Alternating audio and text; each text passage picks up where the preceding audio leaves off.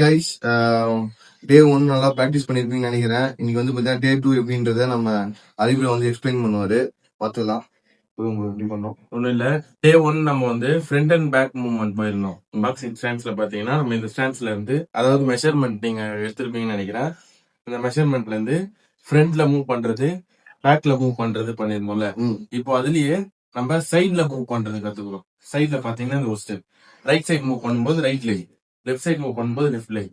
இந்த மூவ்மெண்ட் எதுக்குன்னா பாக்ஸர் நம்ம அட்டாக் பண்ண வரும்போது நம்ம சைட்ல மூவ்மெண்ட் பண்ணி போகிறோம். நம்ம ஃப்ரண்ட் அண்ட் பேக்ல மட்டும் அட்டாக் பண்ண மாட்டோம், சைட்ல மூவ்மெண்ட் பண்ணி அட்டாக் பண்றதுனால இந்த சைட் மூவ்மெண்ட் பண்ணுறோம். ஸ்டார்ட் பண்ணுவோம். ஃபேஸ் பிரேக் வச்சிருங்க. Left low step, right low step. ஃப்ரீயா ஸ்ட்ரெயிட்டா பாடி ஸ்ட்ரெயிட்டா, பாடி போஸ்டர் ஸ்ட்ரெயிட்டா, ஆப்போசிட்ல ஆப்போனன்ட்ட மட்டும் தான் பார்க்கணும். இங்க இருந்து பேக், இங்க இருந்து ஃப்ரண்ட். அந்த மாதிரி அந்த சைடு ஒரு 10 ஸ்டெப்ஸ் போனோம், இந்த சைடு ஒரு 10 ஸ்டெப்ஸ்.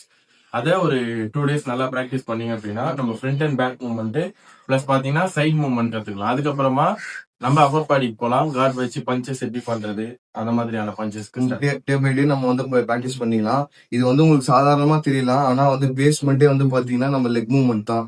இது தான் வந்து நம்ம பஞ்ச் பண்ற பவர்ல இருந்து எல்லாமே இருக்கு. லேர்ன் பண்ணுங்க. டே 3ல பார்ப்போம். Bye bye bro.